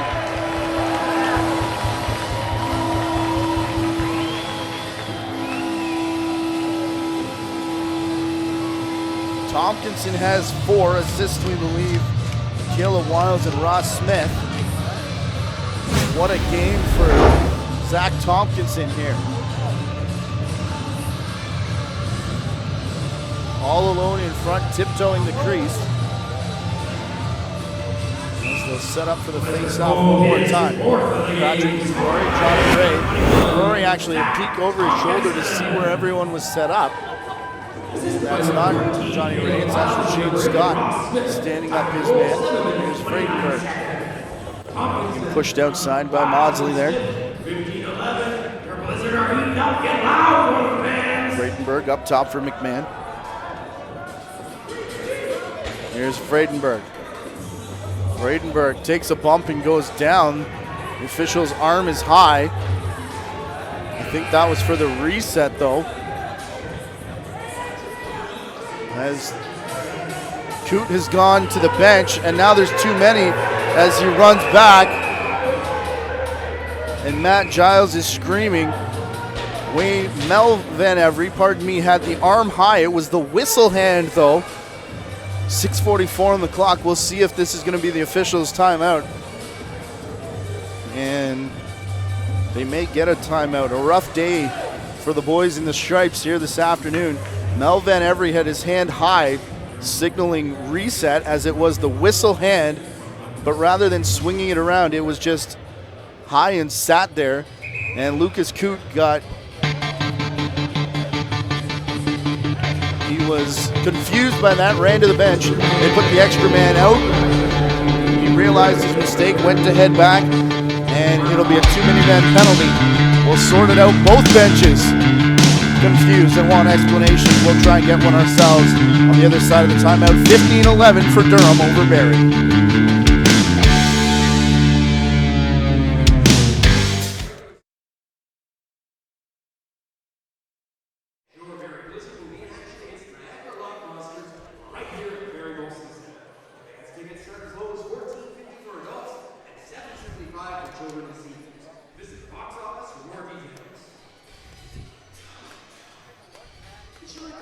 Red Line Brewhouse after the game to meet all your favorite Wizard players. Red Line Brewhouse is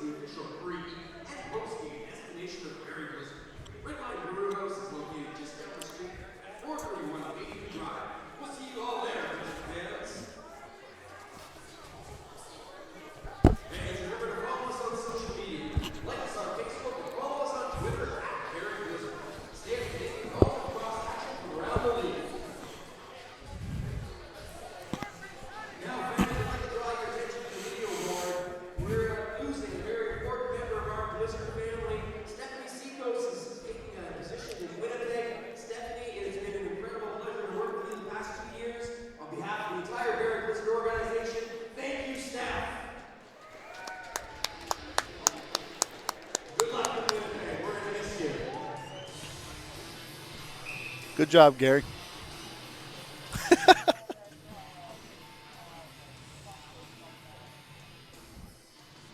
Back inside the Barrie Molson Center as they go up for Mike Maudsley. Closing time now, 6.5. Remains in the quarter. Brad Levick up top for Maudsley. We can confirm after some discussion again. Mel Van Every raised the hand for the reset. It was the whistle hand, but raised it and held it there, which Lucas Coote thought was a delayed penalty, ran to the bench. Turf Dogs put their extra attacker out, and when Coote realized there was no penalty and the arm came down, he sprinted back to the net. And that was an illegal substitution. There's a minute 13 remaining on that penalty, served by Brett Clofer. Interception here by Mike Maudsley. He's on his horse. He's going to shovel off for Caravello as the rush back from Patrick McRory stopped the breakaway. And here comes Maudsley. Got filled in there by, was that Josh Wasson? Lucas Coote just dumps it into the corner. Ices the puck, as it were, as Brett Clofer continues to sit for 35 seconds here. Here's Shane Scott, Caleb Wiles. Maudsley. They work it into the corner again. Back up top, Wiles. A huge fake on the shot. Now he goes over the top for real. Off the backboards. Big collision there between Maudsley and McMahon. And McMahon gets up slowly. Here's Wiles. The number of whacks in on Riley Campbell, who continues to work down the boards in front of Barrie. They want a call there as Joe Wasson was dropped. Cockerton for Wiles, back for Cockerton. And, he put the brakes on, spun and fired, and that one could have gone on goal. Cockerton already has the hat trick. That was his bid for number 4. And this one eludes Brad Levick. Back for Caravello. Caravello now. Levick leads the charge.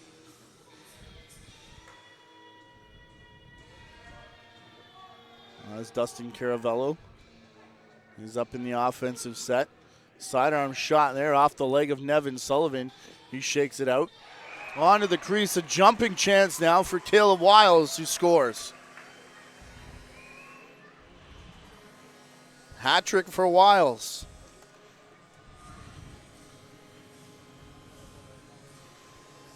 Five Barrie Blizzard players combining now for 12 goals. As the latest comes off the stick of Caleb Wiles. And this one's tight. Oh boy. Johnny Ray winning the face-off. Exactly 4 minutes to play. Remember our first game we did, the home opener here at the Barrie Molson Center. Our first game in Barrie. This year it was a late surge from the Blizzard.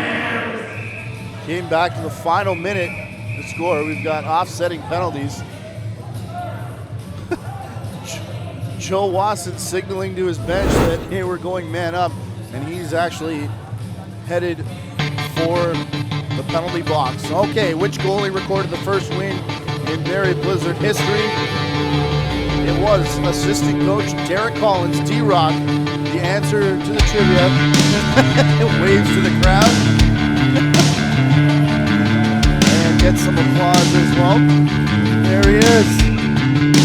In the house. The answer to the trivia question. The first ever win out of the Powerade Center, a 9-8 victory over the Brampton Inferno. Off a controversial crease call, if I remember correctly. Over and back violation.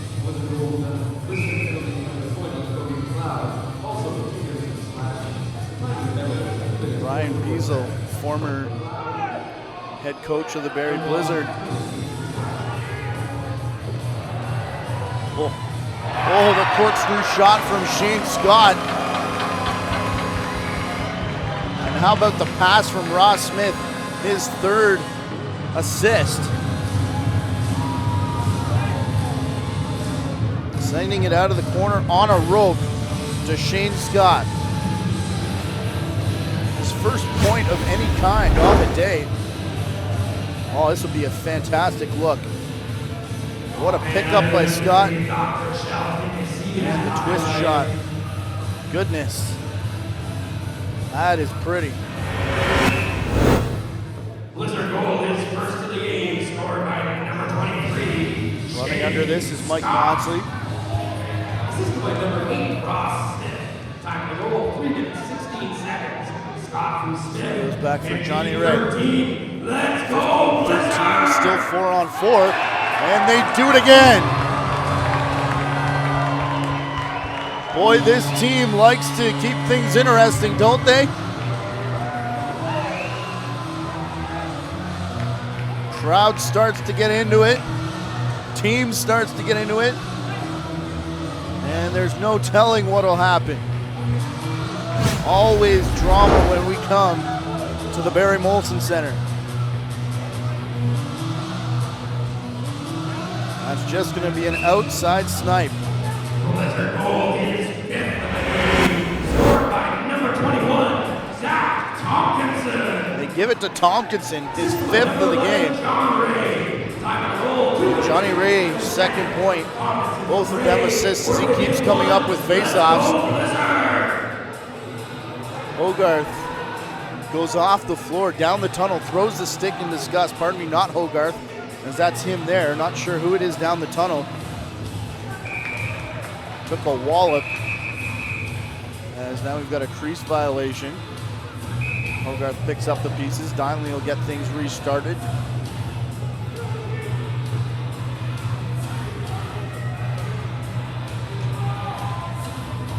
I believe it's Brandon Monroe that is a little worse for wear at the moment. There's Wiles around the pick from Roach. Wiles takes the shot and keep with the save. As it's down the floor, Riley Campbell looking for the one hop bounce pass. And they don't connect there. Under 2 to go. Barrie down by 1. 29 goals scored in this game so far. Barrie looking to make it 30. Wiles flips for Caravello. Into the corner for Scott. Penalties are over. We're back to 5-on-5. What a job by Scott to avoid the crease violation. Even better one by Roach to come streaking in off the point to keep the play alive. 3 in the shot clock though. Can he get one? Spins away, tried. With 2 players draped all over him as McNulty intercepts and now takes it over center. This is going to roll for Spencer James though. The incomplete pass, and he turns it into a shot on goal as he was trying to release Tyler Roach. Big hit though from Caravello, who's going to end up with the ball and maybe a breakaway. Shot and 2 with the save.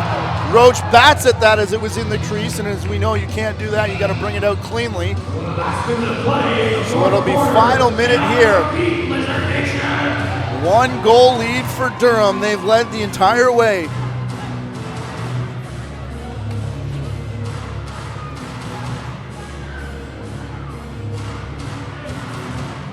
Durham spreading the floor, 10 on their shot clock as here comes Hogarth.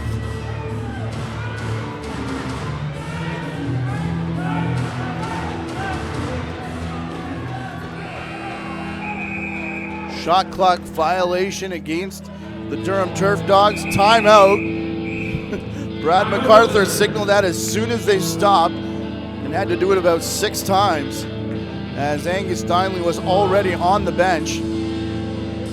He's been in and out of this game. We'll see if they do go 6 attackers here. Caravello hops over the bench. We've already got Maudsley down there. Shane Scott, Brad Levick. Cockerton and Wiles. Here is our play of the game, and it goes to Zach Tompkinson. Beats 1, 2, 3, dives and scores. And Zach Tompkinson, our play of the game. Toe drag at the last minute. That may have been short-handed if I'm not mistaken.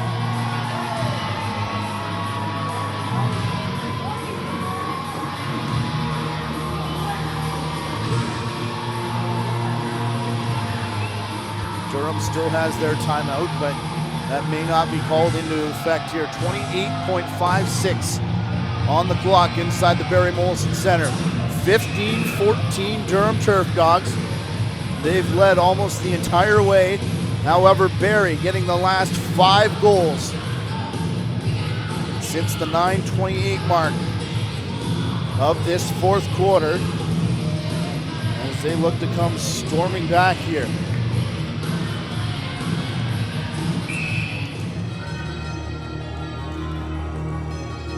Final 30. Barrie looking for last shot. Cockerton comes out of the corner, up top. Shane Scott to Caravello. Back for Scott, back for Cockerton. In the corner, ball bounces away from Caravello. They got 10 seconds with which to work. Here's Cockerton, back for Wild Snipe, scores! Lucas Coote cheated to his left, and Caleb Wiles, reigning Creators Cup MVP, as these fans on their feet and the bench excited. Brad MacArthur pointing Tompkinson down the floor. Caleb Wiles. Oh my. 6.06. Goal is 4th of the game. Scored by number 14. On the clock. McRory off the face-off. He goes after John Ray here, as McRory's lost his bucket for a second time. But time will expire. 15 all, as now Boucher blocked playing peacekeeper after what happened yesterday. That's actually quite funny. Johnny Ray, Patrick McRory, their afternoon long battle coming to a head.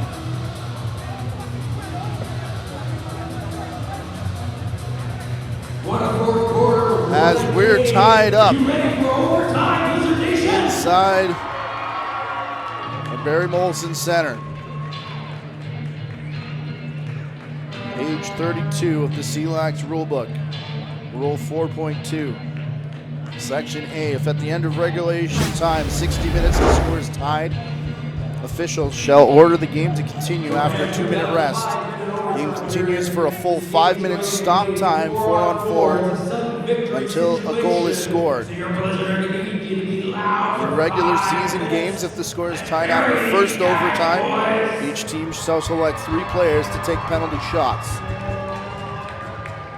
If we have to go through the rest of that rule, we'll do that for you. But 4.2, the overtime rule, Section A. For regular season, we are in the 2-minute rest time. Right now, they have 5 on the clock. A stop time period of golden goal, 4-on-4. No Jason Crawford in the lineup for Barrie today. He was the hero. The last time there was overtime in this building, of course, a lot more at stake in that one, as it was for the Creators Cup Championship. Winner of this game is in first place. So not like there's nothing to play for here this afternoon, as the Barrie Blizzard will get it outright should they come away with the next goal. The Durham Turf Dogs will create a 3-way tie between the Barrie Blizzard and the Niagara Lock Monsters.